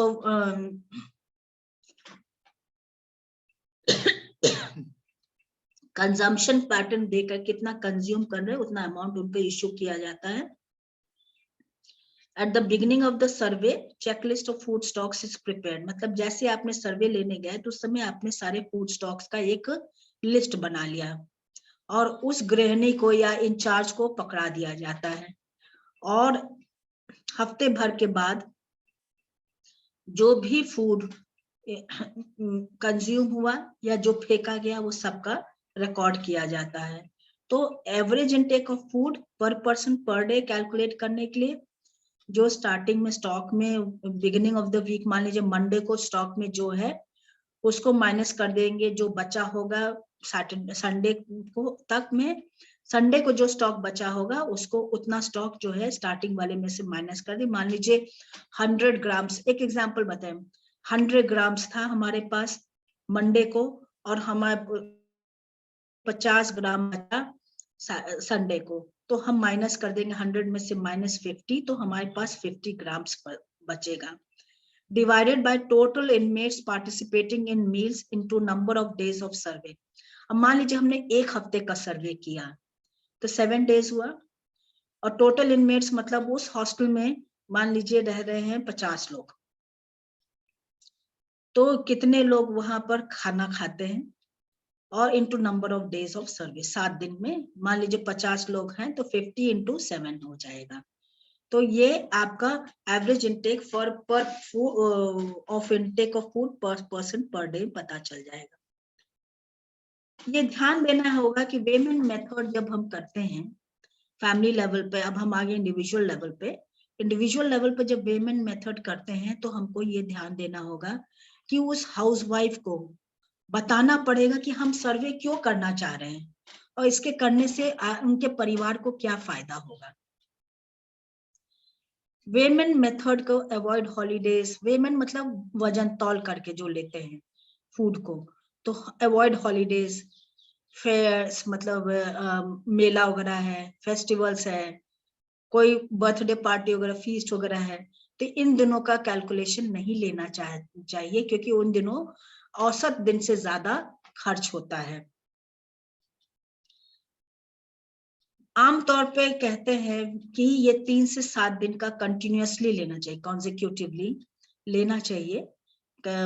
इसका वेट ऑफ द मतलब ये मेथड, वेमेन मेथड को अप्लाई करना चाहिए 3 दिन, मतलब रोज प्रतिदिन 3 से 7 दिन तक करना चाहिए। At least 2 visits a day for lunch and dinner have to be made, मतलब आपको ये पता करना पड़ेगा लंच में क्या लिया और डिनर में उन्होंने क्या लिया। 2 investigators should be available, one should talk and weigh and while the other record observations। इसमें अकेले नहीं कर पाएंगे इसलिए 2 लोग को करना पड़ता है, एक तो जो तौलता है और जो बताता है, दूसरा जो रिकॉर्ड रखता है। एक्सपेंडिचर पैटर्न में ये मेथड है कि इसमें आपने कितना पैसा खर्च किया फूड आइटम्स पे और नॉन फूड आइटम्स पे, और ये आप ना क्वेश्चन के माध्यम से कैलकुलेट करेंगे और कंपेयर करेंगे। रेफरेंस पीरियड इज फिक्स्ड, जैसे कि हमने कहा पिछले महीने में हमारा इतना खर्च हुआ, हमारा मान लीजिए 100 रुपए खर्च हुआ, तो हमारा पिछले महीने में, अब इस महीने में सब रिकॉर्ड करेंगे फूड आइटम्स पे कितना पैसा खर्च हुआ। वो पूछ करके हर आइटम को नोट करेंगे, उसको कितना खरीदा आपने, कितना खरीदा, फिर उसके बाद वो उसको कंपेयर करते हैं पिछले महीने से कि हमारा एक्सपेंडिचर पैटर्न कैसा है, खर्च करने का, खाने के ऊपर कितना खर्च करते हैं वो उसका खर्च करने का पैटर्न कैसा है। फिर डाइट हिस्ट्री पढ़ते हैं। डाइट हिस्ट्री में respondents reports all foods and beverages consumed on usual day to a trained interviewer. आमतौर के फील्ड स्टडीज में हम लोग डाइट हिस्ट्री ही पढ़ते हैं, इसी के माध्यम से हम कैलकुलेट करते हैं कि उसकी मतलब डाइटरी सर्वे जिसको कहते हैं। रेस्पोंडेंट्स, हाँ, जो जिस व्यक्ति से हम पूछने जाते हैं उसको हम रेस्पोंडेंट्स कहते हैं। उनसे ये पूछा जाता है कि आपने एक दिन में क्या क्या खाया और कितना क्या क्या बेवरेजेस में, चाहे हॉट ड्रिंक्स हो चाहे कोल्ड ड्रिंक्स हो, हॉट में जैसे चाय कॉफी वगैरह हो, कोल्ड ड्रिंक्स वगैरह, आप कितना कंज्यूम किया। फिर वो पूछता है कि कितनी बार, फ्रीक्वेंसी कितना था, अमाउंट कितना था, पोर्शन साइज कितना था। मान लीजिए आपने दाल खाया, आपने वो रोटी लिया, दिन में कितनी बार रोटी खाया, फिर एक रोटी का वजन कितना होगा, आपने 2 रोटी, पोर्शन साइज का मतलब 2 रोटी खाया कि 3 रोटी खाया एक बार में, या दिन भर में एक रोटी खाया। ये पोर्शन साइज भी पूछा जाता है, कितना खाया, 2 या 3, अमाउंट लिया जाता है। और फ्रीक्वेंसी मतलब अमाउंट में जैसे दाल का हो, कितने कलछी दाल, 1 कलछी दाल। ये स्टैंडर्डाइज बर्तन होते हैं हमारे पास। जो भी सर्वे करने जाता है डाइटरी सर्वे, उसके पास स्टैंडर्डाइज बर्तन होने चाहिए। उस फील्ड में जाकर के उसको आप वो बर्तन दिखाते हैं, ये मान के चला जाता है। जब स्टैंडर्डाइज करते हैं, हम लोग ने भी बर्तनों को, ग्लास को स्टैंडर्डाइज किया। जैसे 3/4 ऑफ द ग्लास जो है, 1 पाव, बड़ा ग्लास में 1 पाव आता है दूध हो, तो दूध हम लोग पूछते हैं उनसे, अपना ग्लास दिखा के, जिसको हमने स्टैंडर्डाइज किया, 1 पाव उसमें दूध डाला और नापा, तो हमको अंदाज है कि 1 पाव ग्लास 3/4 में कहाँ पर जाकर के मार्क बनता है। और उनसे हम पूछते हैं कि ये ग्लास के अनुसार के हिसाब से आप आधा ग्लास दूध लेती हैं कि ऊपर का लेती हैं, भर के लेती हैं। और फिर हम मान के चलते हैं कि अगर उन्होंने कहा कि हमने आधा ग्लास लिया, तो हम इसका मतलब ये है कि हम 150 ml मान के चलते हैं दूध को।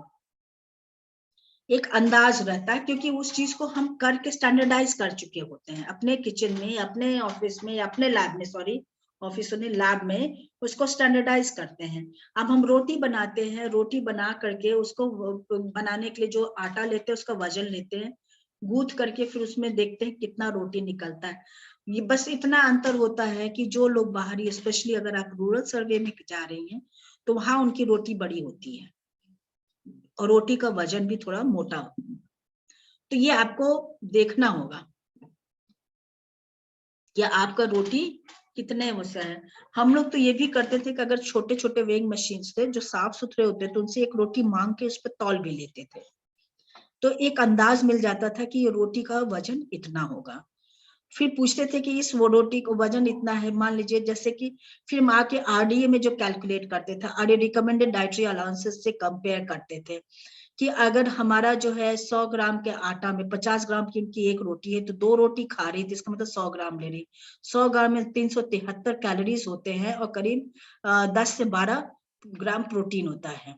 तो ये जो प्रोटीन हम देख रहे हैं 10 में कहीं 7 होता है। अब अनाज के ऊपर कौन सा अनाज आप ले रहे हैं, तो ये रेंज करता है 7 से 12 ग्राम तक में। तो हम ये सोचते हैं कि अगर वो 100 ग्राम में इतना प्रोटीन मिल गया इनको 2 रोटी खाने से, और इतना इनको कैलोरीज मिल गई, तो फिर जो आरडीए स्टैंडर्ड्स दिया रहता है कि रिकमेंडेड डाइटरी अलाउंसेस हमें दिया गया है कि मान लीजिए हमारे वजन का या हमारे उम्र के व्यक्ति को 3000 कैलोरीज खाना है, तो 3000 में इसको हम 4 भाग में बांटते हैं। सुबह थोड़ा सा 1/4 लेंगे, फिर लंच में, फिर टी टाइम में, और फिर उसके बाद डिनर में। तो ये 4 फ्रीक्वेंसी कितने वक्त पे इन्होंने खाना खाया, अगर उस व्यक्ति ने 2 ही बार खाया और कितनी रोटियां खाई, तो ये कैलकुलेट करना पड़ता है। ये सब हमारे पास एक डाइट डायरीज होती हैं और उसमें हम नोट करते हैं। और इससे ये भी पता चलता है कि क्वालिटेटिव मतलब एनालिसिस होता है, मतलब किस क्वालिटी का। मान लीजिए एक जो काम में फील्ड में लेबर काम कर रहा है, ईंटें ढो रहा है, उन लोगों का खाने का पैटर्न आप देखेंगे तो वो लोग जो है दाल रोटी बना करके खा लिए, या दाल चावल बना के खा लिए, या सब्जी और रोटी लेकर के आए हैं वही खा लिए, रात को गए फिर सब्जी रोटी बना के खा लिए। तो उनका आहार का क्वालिटी तो अच्छा नहीं हुआ, पेट भर गया और उनको उतनी कैलोरीज भी मिली, क्योंकि वो 5, 7, 8 रोटी खा रहे तो उतना उनको कैलोरीज भी मिल गया, उनको उतनी प्रोटीन भी मिल गई, लेकिन क्वालिटी ऑफ द डाइट तो नहीं ठीक है ना, उनके सारे पोषक तत्व तो नहीं मिल रहे हैं उनको उनके आहार में, उनका संतुलित आहार नहीं है। इसी से उनको जो है तरह तरह के विटामिन डेफिशिएंसीज हो सकते हैं, मिनरल डेफिशिएंसीज हो सकते हैं, तो कोई भी न्यूट्रिएंट डेफिशिएंसी हो सकता है। तो हम जब डाइटरी सर्वे करते हैं तो इससे हमें 2 चीज पता चल जाती है कि क्वालिटेटिव डाइट कि कितना वो आहार ले रहे हैं, क्या वो आरडीए के अनुसार ले रहे हैं या उससे कम या ज्यादा ले रहे हैं, और ये भी कि किस क्वालिटी में किस तरह का डाइट वो ले रहे हैं, क्या उसमें सारे पोषक तत्व तो पाए जाते हैं कि नहीं, उनके वो कैलकुलेशन से पता चलता है। डाइटरी सर्वे में 24 आवर रिकॉल मेथड ये सबसे उपयुक्त माना गया है। ये फील्ड एरिया में अगर आप जा रहे हैं गांव वगैरह में सर्वे करने के लिए तो 24 आवर रिकॉल मेथड सबसे उपयुक्त माना गया है, क्योंकि इसको करने में थोड़ा आसानी होती है। और सब्जेक्ट से हम जिस दिन हम जा रहे हैं तो मान लीजिए हम पहुंचे उनके पास 12-1 बजे, तो वो तो अपना सुबह का नाश्ता का तो बता देंगी, दोपहर का बता देंगे, लेकिन शाम को क्या खाने वाली है, रात को क्या खाने वाली है, ये हो सकता है कि हमारे आने के बाद वो बताएं कुछ और, खाया कुछ और हो, बना कुछ और हो घर में बाद में। तो इसलिए जो है हमेशा एक दिन पीछे का डाइटरी सर्वे किया जाता है। 24 आवर्स पहले रिकॉल मतलब याद कर करके उनसे पूछा जाता है कि आपने 24 घंटा पहले, दैट मीन्स पिछले दिन, कल आपने क्या क्या खाया था, कौन सा आहार लिया था, किस तरह के ड्रिंक्स लिए थे। तो इससे पता चल जाता है कि दिन भर का में वो क्या खाए हैं। तो अगर आप आमतौर पे हम लोग जो डाइटरी सर्वे करते हैं 3 दिन का, पिछले 3 दिन का पूछते हैं और 3 दिन का ले करके फिर वही एवरेज निकाल लेते हैं। तो ये एक उनका सही डाइट पैटर्न का एक पिक्चर सामने आ जाता है। ट्रेंड इंटरव्यूअर जो है सब्जेक्ट को रिकॉल करने के लिए कहता है, यह बहुत इजी है और शॉर्ट टर्म मेमोरी भी होता है, बहुत दिमाग लगा के सोचना नहीं पड़ता है व्यक्ति को, वो तुरंत बता दे हमने कल ये खाया था, परसों ये खाया था, उसके 1 दिन पहले ये खाया था। और ये हम नहीं कह सकते हैं कि ये ट्रू आंसर, क्योंकि देखो व्यक्ति क्या है, वो सोचता है ये हमसे पूछने आई हैं, अगर हम इनसे कह ही दे कि सुबह मैंने जलेबी खाया था, कौन सा ये देखने आई थी कि हमने जलेबी खाया था कि नहीं, या ये बता दे कि हमने फ्रूट खाया था, कल हमने एक अमरूद खाया था, तो झूठ बोल देंगी, वो हम देखने तो गए नहीं थे। तो ये ट्रू रिप्रेजेंटेटिव नहीं हो सकता है, इसको हम एक अंदाज से मान सकते हैं लेकिन ट्रू नहीं हो सकता है। पर्सन का इनटेक, क्योंकि इनटेक तो ये होगा कि जब हम एक एक चीज को नाप के स्टैंडर्डाइज कर करके पूछ करके उसका रिकॉर्ड करें। और होता क्या है कि वो कहेगा कि हाँ कल हमारे यहाँ 1 पाव दाल बना था, सुबह तो हमने 1 पाव दाल चढ़ाया था। अब 1 पाव दाल वो पूरे कितने लोग खा रहे हैं उस परिवार में, तो उसके बाद आप पूछेंगी कि 1 पाव दाल, बहुत आसान नहीं होता डाइट सर्वे करने, क्योंकि आप जा करके उनसे पूछेंगे किस बर्तन में आपने किस यूटेंसिल में पकाया था दाल, फिर आप इस यूटेंसिल में जब वो कहेंगी कि हमने इसमें किया था, तो उसमें हम ना पानी भर करके देखते हैं दाल की क्वांटिटी का कितना लिक्विड में भर के था, फिर वो कलछी से हम नापते हैं कितने कलछी दाल हुआ, फिर उसके बाद हम पूछते हैं कि ये बताइए कि आपने कितने कलछुल लिया, वो बोलेंगे हमने 1 दिया या 2 कलछुल खाया, या स्पून लेडल जिसको कहते हैं अंग्रेजी में, तो हम कहेंगे 2 कलछुल आपने दाल खाया है, तो इसका मतलब कि ये हुआ कि 20 कलछुल इसमें हुआ, और 2 आपने खाया और आपके यहाँ जो है 5 लोग खाने वाले हैं, तो इसका मतलब आपका ये हुआ कि 20 को 5 4 20, 4 कलछुल पर हेड आना चाहिए, आपने 2 ही खाया, तो 1 कलछुल में इतना दाल हो सकता है, तो 2 कलछुल में इतना होगा, तो अमाउंट आप कैलकुलेट कर पाएंगी कि इतना amount of dal she has consumed, और वो दाल आप जा करके food composition table proximate analysis में आप जा करके टेबल जिसमें हम लोग कैलकुलेट करते हैं, वह उस किताब में कंपेयर करके उसका कितना प्रोटीन और कितना कैलोरीज होता है वो नोट करा जाता है। और ये जो है nutritive value of Indian foods में दिया गया है, अब तक कॉम्पोजिशन टेबल करके नया आया है 2020 में, तो वो आप देखेंगे नेट पे आईसीएमआर वालों ने डाला है, तो उसमें सारा कॉम्पोजिशन टेबल दिया हुआ है, तो उसको भी वो अब वही माना जा रहा है, उसको देखा जा रहा है। Account of raw ingredients, raw नहीं होगा यहाँ, रॉ होगा।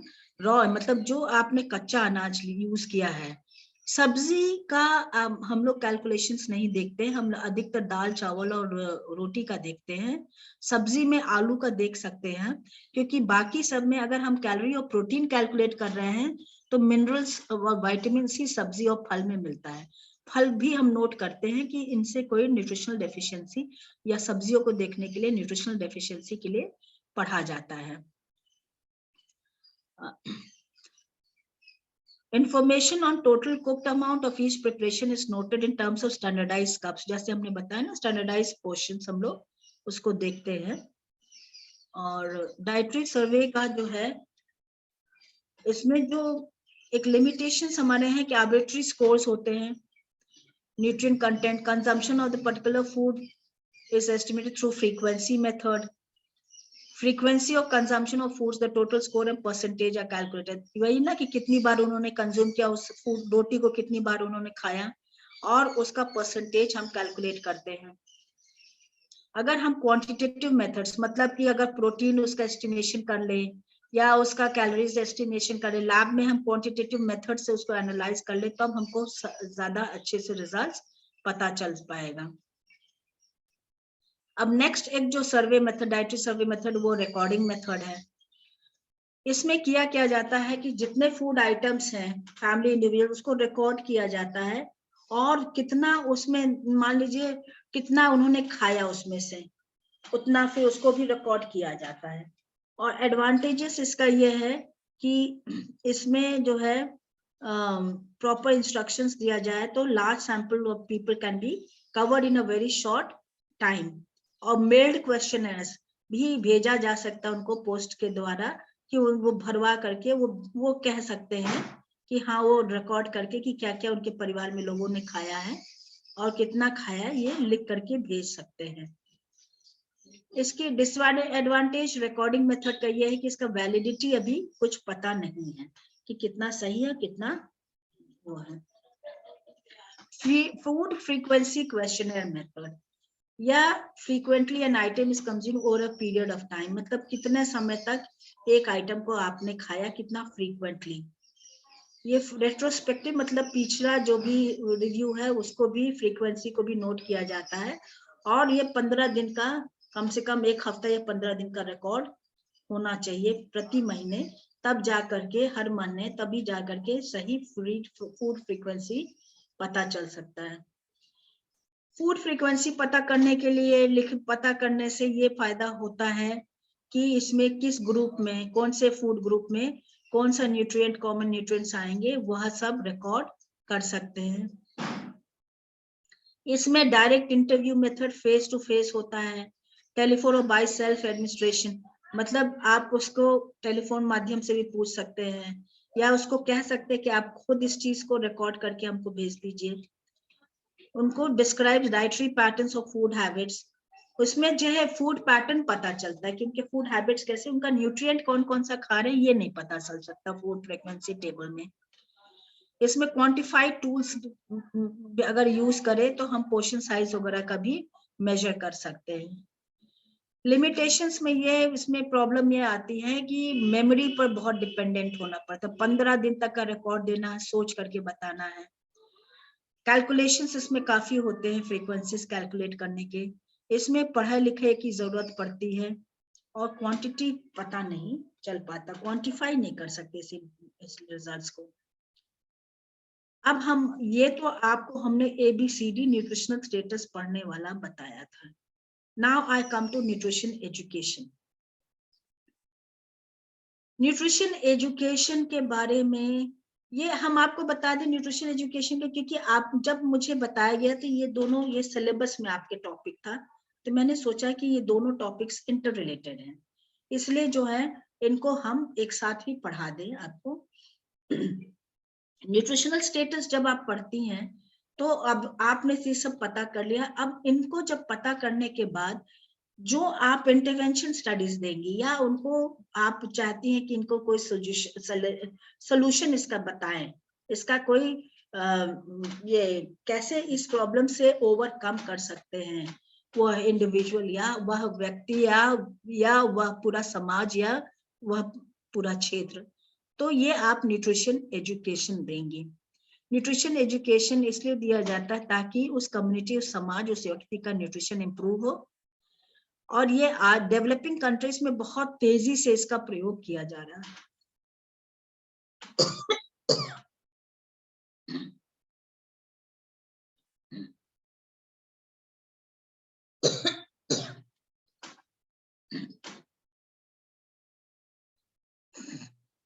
Excuse me. लेक्चर्स एंड अब हम जो मेथड्स ऑफ न्यूट्रिशन एजुकेशन किस किस माध्यम से हम उनको एजुकेट कर सकते हैं न्यूट्रिशन के बारे में, वह है लेक्चर्स एंड डेमोन्स्ट्रेशंस, वर्कशॉप्स के माध्यम से, फिल्म या स्लाइड शोज के माध्यम से, पोस्टर चार्ट्स या एग्जीबिशंस के माध्यम से, बुक्स, पैम्पलेट्स, बुलेटिन्स या न्यूज़पेपर के माध्यम से, या रेडियो, टेलीविजन या ई कंटेंट, मतलब जो आजकल जो क्लिप्स वगैरह डाले जा रहे हैं वेबसाइट्स वगैरह पे, वो सब ई कंटेंट कहलाते हैं। तो एक एक करके हम ये बताएंगे न्यूट्रिशन एजुकेशन। ये हम जब उस समाज को हम एजुकेट करना चाह रहे हैं कि हाँ आपके साथ ये प्रॉब्लम है, या इस व्यक्ति को बताना चाहिए अब इसको आप कैसे इससे ओवरकम कर सकते हैं, तो चाहे अगर बड़ा ग्रुप हो तो उनको लेक्चर्स दे सकते हैं, डेमोन्स्ट्रेशंस के माध्यम से बता सकते हैं कि आप ये खाइए पी और ये मत खाइए, नहीं तो इससे ये फायदा, इससे ये नुकसान, या वर्कशॉप्स कर सकते हैं उनको ट्रेन करने के लिए, या फिल्म या स्लाइड्स के माध्यम से, पोस्टर, चार्ट्स, एक एक करके हम आपको बताएंगे। लेक्चर्स एंड डेमोन्स्ट्रेशंस में यह बहुत सिंपल होना चाहिए, बहुत ज्यादा लंबा भी नहीं होना चाहिए, और ऐसा होना चाहिए कि जो भी जान रहा है उसको इजीली अडॉप्ट कर सके, जो भी कोर्स को अटेंड कर रहा है वो आसानी से उसको अडॉप्ट कर सके। ये सिंपल होना चाहिए जो भी डेमोन्स्ट्रेशन से लेक्चर्स दिया जा रहा है, और it should be easy that कि लोकली अवेलेबल रिसोर्सेस का ज्यादा फोकस करना चाहिए कि उनके क्षेत्र में क्या मिलता है उसी चीजों पर ज्यादा फोकस देना चाहिए, और उन चीजों के माध्यम से ही आप समझाइए तो यह बहुत आसानी से वो समाज या कम्युनिटी या वो समुदाय उसको बहुत ही आसानी से अडॉप्ट कर सकता है।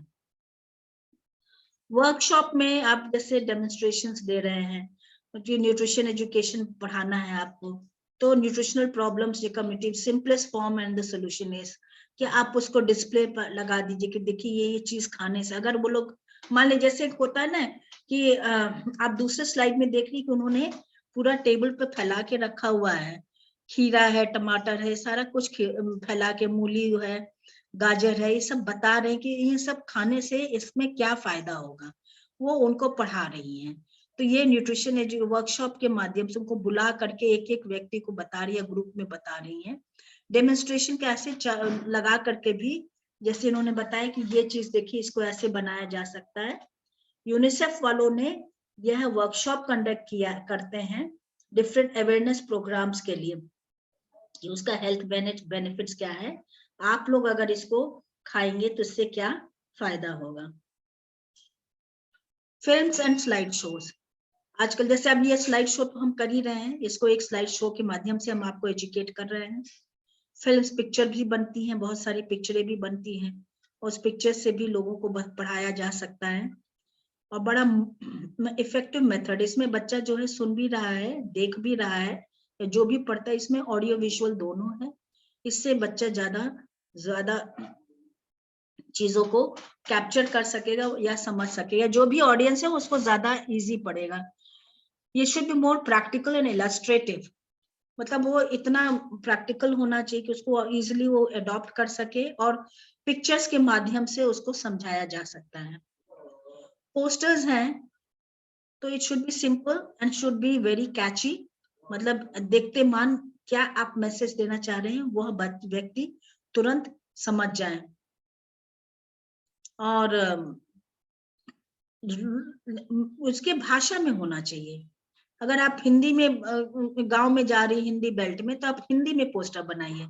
अगर आप किसी साउथ में या कहीं मान लीजिए कोई केरला वगैरह में कहीं जा रहे हैं तो वहां पर मलयाली लैंग्वेज में होना चाहिए, उनकी अपनी भाषा रीजनल भाषा में वो पोस्टर अगर बनेगा तो ज्यादा आसानी से कई लोग उसको समझ पाएंगे। और ऐसे शब्दों का प्रयोग करना चाहिए जो कि साफ सुथरा लिखा हुआ है और दूर से वो दिखाई दे सके। ये नहीं कि इतना छोटा छोटा लिख दिया कि दूर से पोस्टर के बारे में कुछ पता ही नहीं चला। चार्ट्स भी जो है उसके बारे में जो चार्ट बता रहे, एक कोई टॉपिक को लेकर के उसके बारे में बताने के लिए तो इंटरेस्टिंग टॉपिक्स होने चाहिए चार्ट्स पर। ऐसा ना हो कि ऐसा चार्ट बनाओ कि आप उसको दिखा ही ना पाओ। जैसे एक चार्ट हो वेल बैलेंस्ड डाइट पे तो कलर्स बहुत अट्रैक्टिव होने चाहिए, बहुत ज्यादा उसमें इतना ज्यादा लिखा पढ़ी नहीं होना चाहिए कि पढ़ने में आसान हो, समझने में ना हो। तो आप जो है इसको आसानी से पढ़ सके और इंटरेस्ट क्रिएट कर सके, इस तरह का 400 पोस्टर्स बनाना चाहिए। प्रिंटेड मटेरियल जैसे ट्रेनिंग मैनुअल वगैरह हुआ या रीजनल लैंग्वेजेस में हो तो काफी आसानी होगी।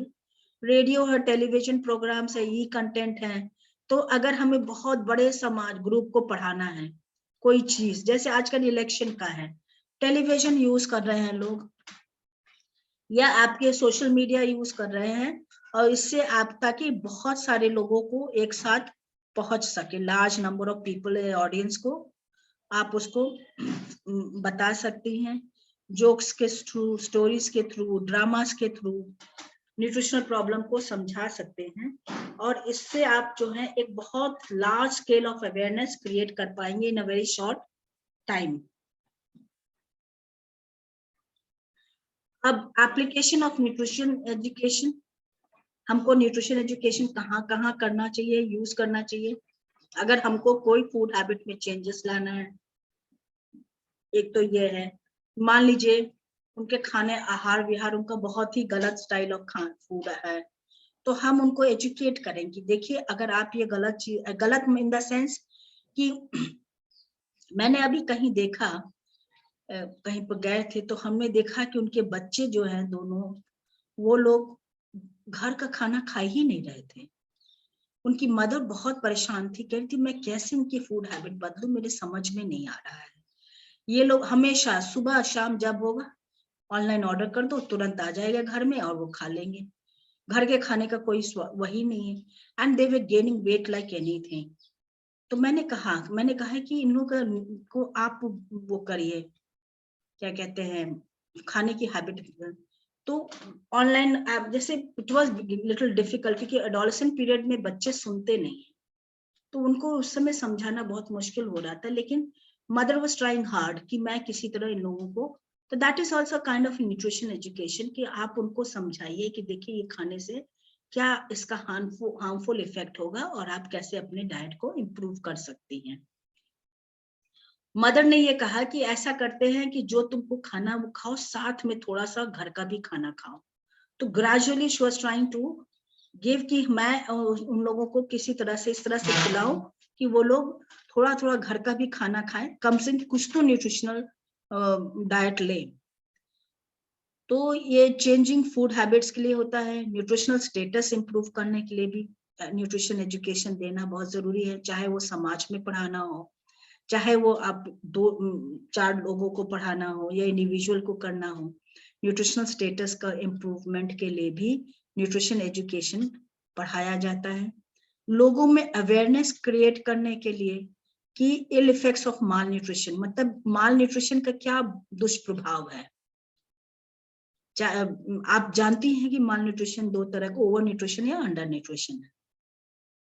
तो इन दोनों में क्या इसका दुष्प्रभाव है शरीर पर, तो ये चीज अवेयर करना होगा, और केवल अवेयर करने से नहीं, इनको कैसे आप ओवरकम कर सकती हैं, इसको कैसे आप कॉम्बैट कर सकते हैं इस माल न्यूट्रिशन से, तो कैसे आप लड़ाई लड़ सकती हैं कि हाँ माल न्यूट्रिशन खत्म हो जाए।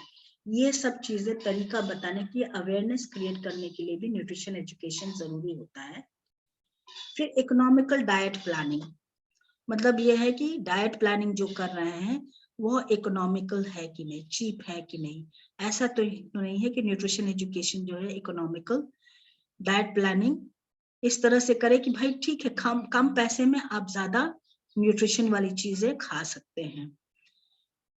एक और बहुत बड़ा रीजन है nutrition, to bring consciousness among people about the source of nutrient in their deficiency disorder.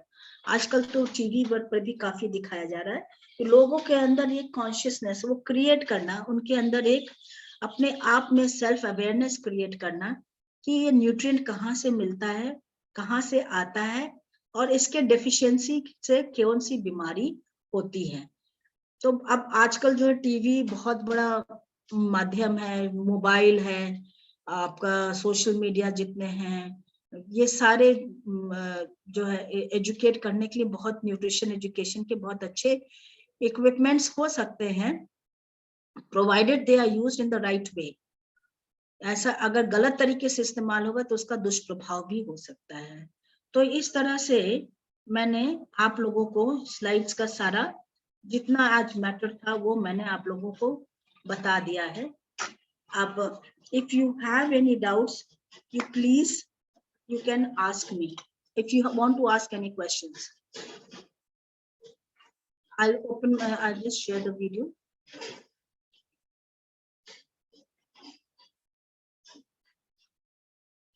Yes madam. Hello बच्चों, कोई दिक्कत है, कुछ पूछना है? सब कुछ क्लियर है? No ma'am, all clear. हाँ, क्या बोला बच्चे, नहीं सुनाई दिया? Ma'am all clear. अच्छा, ऑल क्लियर, ओके। तो मतलब कि नो, बिल्कुल आज मैम ने इतने रोचक ढंग से बताया कि आपको कोई दिक्कत ही नहीं हुई। चलिए, thanks a lot ma'am for your valuable lecture. I am sure our students must have benefited from it. आपने बताया कि किस तरीके से प्रैक्टिकल प्रॉब्लम्स आती हैं सर्वे में और किस तरीके से उसको ओवरकम करा जाता है। तो इससे हमारे बच्चे जरूर लाभान्वित होंगे जब वो अपना एक बार जो है फील्ड वर्क शुरू करेंगे। Thank you so much for coming and increasing their knowledge about it. Thank you so much. We look forward meeting you again. बच्चों आप लोग मीटिंग छोड़ दीजिए। मैम 1 मिनट आप बस रुकी रहिएगा। बच्चों आप लोग मीटिंग छोड़ दीजिएगा। Thank you ma'am. ओके।